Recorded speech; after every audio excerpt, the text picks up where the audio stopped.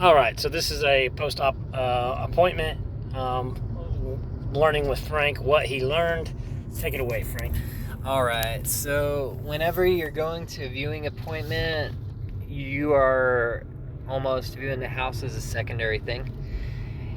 You are first and foremost there to establish rapport with the person who's selling you the most beloved asset in their life. And sellers are going to be a mixture of the circumstances of their life up until the past few months that you've talked with them. They're going to have a kind of a generalized idea of the value of their property, and that value could be based on a lot of different things, but where we come in is making sure that we're looking at what actually sells. We're also wanting to make sure that we're not missing anything. But the condition of the house is fairly easy to assess, to get pictures of. But what we got the most of out of this appointment was just listening to our seller Mark talk, and kind of we had a decent idea of what's been going on in his life. He had recently had a stroke that laid him out, and his wife is the one who accumulated all the stuff, and the stuff in the house is really nice, but he said that the estate sale people had come by and basically told him that it would actually be kind of expensive for them to be able to actually sell all of that stuff, because it was a mixture of specialty items that definitely had value, but you would have to look for the right buyer. That's going to be a process. Also, when it comes to unique property, a little bit more thought process is involved, because sometimes a house in its current condition just may need some modification for that neighborhood. In this case, adding a couple of closets, turning into a 4-bedroom, because as it stands now, it's technically a 2-1, has over, I think, 2,000 square feet, around there. And it just, in addition to running accurate comps for it, you're also going to have to consider looking at what usage those storage sheds are going to be and what you're going to, want to do with all that stuff. But I think that when you're in discovery and talking to the seller, he's going to basically give you a pretty good gauge on how flexible he is, how dead set on things he is, even if he's not educated on certain matters of the transaction, how it might affect him tax law wise. Basically, I've learned that he said that he'd had people. Oh yeah, this doesn't turn off actually. This doesn't. No. I got a little. But this one does. It does turn off to yeah. Oh, you don't? Okay. So long story short, this one may or may not be a straight cash deal, because he did buy the property at $90,000. He wants to at least break even. But we're gonna know How did more. we get to that? How did we figure out that he bought it for 90? We were just basically kind of doing the back and forth of what what would go into our offer, why it would maybe have to be a little bit lower and closer, and we just got into this kind of describing some of the possibilities with the seller on what it could be made to be turned into. So one of the big things, the way that we got that price was, number one, we built a rapport on the first call, on the very first call. So we built rapport we got a full form lead. This was, number one, we got to borrow Record because it was a referral. A friend from church gave us the lead, which is one of our favorite ways to get leads because it comes with a level of trust and authority when you get a lead from somebody that knows you and likes you and trusts you from a personal standpoint. And so then your business automatically starts to get credibility. Or if you're an acquisitions manager, you already have credibility because somebody's referred you, right? The referral is always better than a cold prospect. So we had that, but when I talked to him, I got a full form lead. It took almost an hour, but I was on the phone with the seller for an hour, and I built a relationship. And I said to him over and over again, I don't know if we're going to be able to help you. I'm going to do everything I can.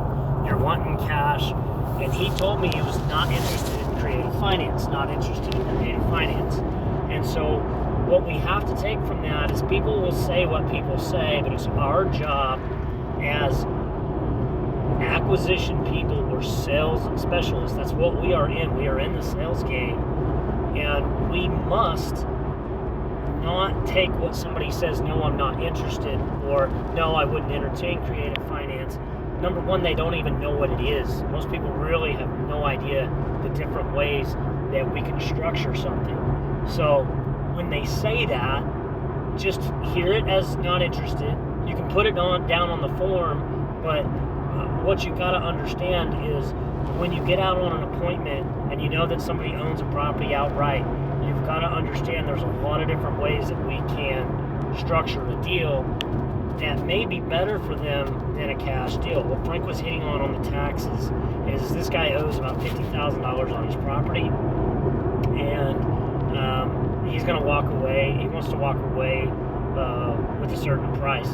And when he walks away with that price, well, he's going to get hit with a capital gains tax. From that capital gains tax, he's going to lose a percentage of what he's walking away with. If I can structure a deal that can get him some money now and extend it out to where our payment is to him and less, then it can be more beneficial for us, but it can also be more beneficial for him. And at the appointment, I didn't go over that. I just started to preference it, right? And I asked a bunch of questions of you're not living here, right? This is one of the things I said, oh, no, I don't live here. So he's not tied to the property, meaning he has to stay there. So he could be out of the property and be getting money from the property without living there. There's a lot of different reasons why people sell. We think that people just want cash. But if you can cover their mortgage and you can cover some basic expenses and you can get them more money over time, they may be open to it. And so what I'm doing is what we always do is we try to get people to consider things first. Would you consider? Would you be okay with? Is there a possibility? Is there a way that we can make that happen? Do you think that you could see yourself getting a monthly payment every single month of $600 a month as opposed to just getting a cash offer? You start to get them to think in a different way than what they were currently thinking. Because you're not going to get somebody to take a modified creative finance offer if they don't understand how simple it can be to sell a property, get money, and make more by selling it over time than making a large lump sum and giving it all to the tax man. So during the appointment, I loosely explained that. So if you're going to be going in on appointments and you're going to be able to offer anything other than cash, you need to start understanding the different dynamics on how that creative stuff breaks out. And not definites, because the definites or the actual offer we'll build on the spreadsheet. We'll build that with comps. We'll build that with information. But you gotta think in terms of planting a seed inside of the seller's mind to do something other than just cash. And I'm trying to help him. A lot of people think cash is the best deal for them. not if they're going to have a huge tax burden. It's not the best deal if you're going to have a huge tax burden. So it's our job to educate them to see that maybe that's not the best deal. They may still want to take it, but look, my cash offer may need to be a much lower, but it also gives my cash offer reverence. It makes them understand that, hey, if you're willing to get creative with me, I can give you more money, but if you're not, I'm taking on all the risk. I'm taking on, if the market changes in the next 3 months, I'm taking on all of this, so it allows you to have a more educated conversation. Does that make sense? Makes a lot of sense. All right, so what else did you learn? I learned that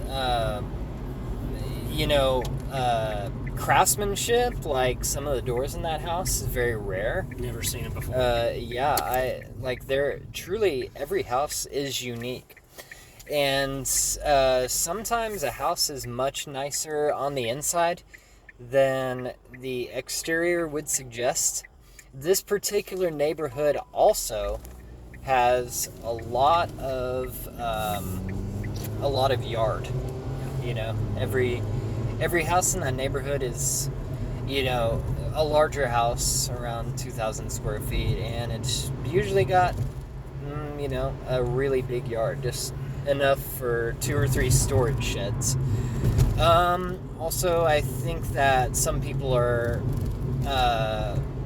sentimentally attached to some things, but not to others. Also, I guess, most people don't really even know what tax bracket they're part of, because, I just don't think that, it seems to me that that's just, that whole public school system not really teaching everybody, you think everybody's, got this, somehow an adulting sort of, class where, you immediately know what tax bracket you're at and stuff, but a lot of the times people don't. Also, if you lay stuff out in a fairly easy to understand, not complicated manner, people generally are willing to consider things. And what do we know about considering? If they consider it, then they, are kind of halfway there. God, just pulled out from that motorcycle. Oh, yeah. Yeah. Anything else? I think that's, we had a pretty good sense of rapport with that seller. Why do you think that is? I think the referral thing that you mentioned, and also just because company-wise, we are a people-first company too. Yeah. So the fact that we call conscious attention to the process, that it's about more than a house. It's not groundbreaking or revolutionary that we should want to help people, but it is groundbreaking and revolutionary to treat people that way. Right. To where they actually, because people have all sorts of assumptions about the industry, but most of them aren't true. Very good. The last thing I would say is, if you're new in the business or you're just getting started, rapport is everything. When I build rapport with somebody, the amount and the level of rapport that I build allows me to get more real with them. I did it. We were talking about some hypotheticals, and I'll do this a lot. I said, well, just consider if you only got $100,000 for the property. He doesn't even know what I was doing, but I'm setting him up for a potential $100,000 cash offer. And so I would say, imagine if you got $100,000, you got to pay $50,000, and then the government takes 20% of that, and so now your basis is down to $35,000, and so now, you're only getting $35,000. What if I could get you $60,000 and get that extended out over 3 years or 5 years or something like that? And he's concerned he won't live very long and some things like that. He has nobody for the money to go to, I said that, and he said, "Oh no, you're buying it for 125." And I said, "Yeah, but you said 120 if I take all the stuff." And he's like, "Oh yeah, you're right, 120." I know he's negotiable, and he told me multiple times, "I'll look at anything." What that's telling you is that 120 cash price is not his bottom price. I didn't push on that per se, because I know I'm going to have another conversation with him. I know this is a warm market referral. I know it's not somebody that came from the website, so it's not an extremely hot, motivated. He's not, I didn't see 20 letters on the dining room table. I didn't hear him say, "Yeah, I've got 50 offers coming. I've got a bunch of investors coming." I didn't hear any of that. And so the amount of competition that's on this deal is very little, and I value relationships very, very well. And the depth that I go with sellers, a lot of times I'll ask, "Hey, give me some time, give me first right of refusal. I really want to do business with you. Let me make sure you get an offer before you go talk to anybody else." 95% of the time that works. Sometimes somebody comes in and offers an offer that works for them, and what have you. But you want to create that level of rapport so that when you do come back with your cash price. Another thing I did was I talked about the 3-1s in the area, and the fact that I could not find a 3-1 with that high a square footage. You normally don't want to buy a home, the